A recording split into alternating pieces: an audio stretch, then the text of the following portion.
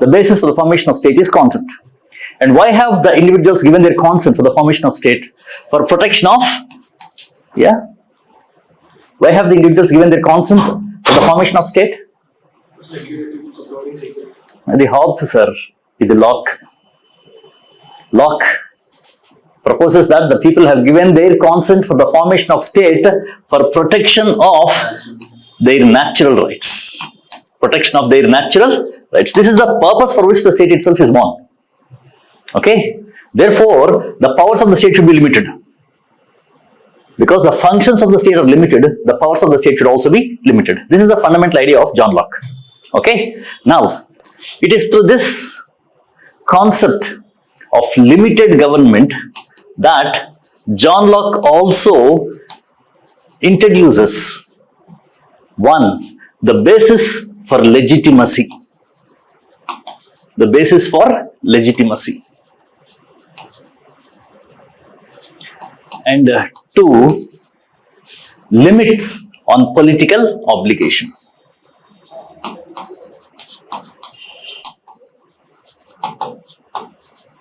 Okay, what exactly does this mean? The state is born, a state was formed for a purpose. The purpose is protection of natural rights. Okay, therefore the state has only got limited powers. Till the time the state is effectively performing its duties, the state can be considered legitimate. You know what is legitimacy? People giving their acceptance or people giving their approval to the authority makes that authority legitimate authority. Followed? Government and the government key, it should have the authority derived from law. And when people render their habitual obedience and acceptance or approval of that authority, it becomes legitimacy. Okay? So state becomes legitimate till the time it is able to perform its duties. This is what's called as the basis for legitimacy. I am approving to the laws, I am approving to the government primarily because I believe that the government and the laws are for serving common good. Okay? Because I have given my approval, the state becomes legitimate. If I don't give my acceptance, if I don't give my approval, the state becomes illegitimate. So legitimacy is an idea which is born out of the concept of people's approval or acceptance for the formation of a state or for continuance of a government. Okay? So people, through their consent, okay, have given the state the authority to rule. Okay? And the legitimacy of that government is to the extent that the state is successful in protecting individuals' natural rights. Till that time the state is able to effectively protect our natural rights, the state can be considered legitimate.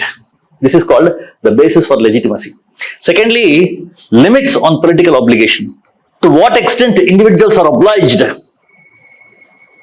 to give their loyalty to the state. The individuals are obliged to give their loyalty to the state to the extent that the state is able to protect individuals' natural rights. I am obliged to obey the laws. Till what extent? To the extent that the state is able to effectively protect my rights. If in case the state does not protect my rights, or if the state fails to protect my rights, I am not obliged to abide by the laws or the rules or the government. You know, so the basis for political obligation. Okay, why or to what extent people are obliged to follow the state is in the protection of these natural rights. Are you with me? Okay, so manam entvaraku state ki mana obligation ivali anedi depends on how well the state is able to protect individuals' natural rights. So the basis for legitimacy and limits on political obligation were introduced in case. So ee rendu ideas lo what is implicit?